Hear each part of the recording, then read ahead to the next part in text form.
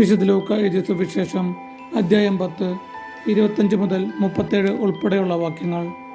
നല്ല സമരയക്കാരൻ്റെ ഉപമ. അപ്പോൾ ഒരു നിയമജ്ഞൻ എഴുന്നേറ്റ് നിന്ന് അവനെ പരീക്ഷിക്കുവാൻ ചോദിച്ചു, ഗുരു, നിത്യജീവൻ അവകാശമാക്കാൻ ഞാൻ എന്തു ചെയ്യണം? അവൻ ചോദിച്ചു, നിയമത്തിൽ എന്ത് എഴുതിയിരിക്കുന്നു? നീ എന്തു വായിക്കുന്നു? അവൻ ഉത്തരം പറഞ്ഞു, നീ നിന്റെ ദൈവമായ കർത്താവിനെ പൂർണ്ണ ഹൃദയത്തോടും പൂർണ്ണ ആത്മാവോടും പൂർണ്ണ ശക്തിയോടും പൂർണ്ണ മനസ്സോടും കൂടെ സ്നേഹിക്കണം, നിന്റെ അയൽക്കാരനെ നിന്നെ പോലെയും.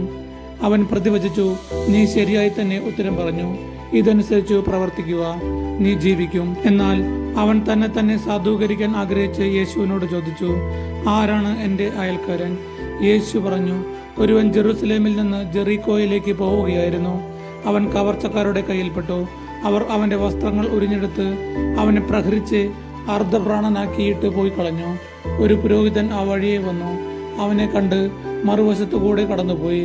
അതുപോലെ ഒരു ലേവായനും അവിടെ വന്നപ്പോൾ അവനെ കണ്ടെങ്കിലും കടന്നുപോയി. എന്നാൽ ഒരു സമരിയക്കാരൻ യാത്രാമധ്യേ അവൻ കിടന്ന സ്ഥലത്ത് വന്നു.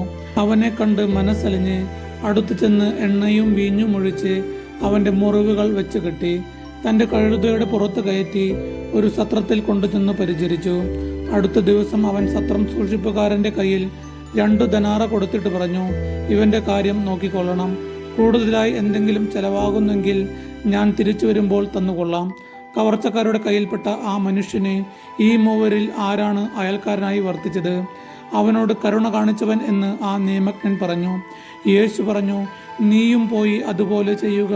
നമ്മുടെ കർത്താവായ യേശു മിശിഹായ്ക്ക് സ്തുതി.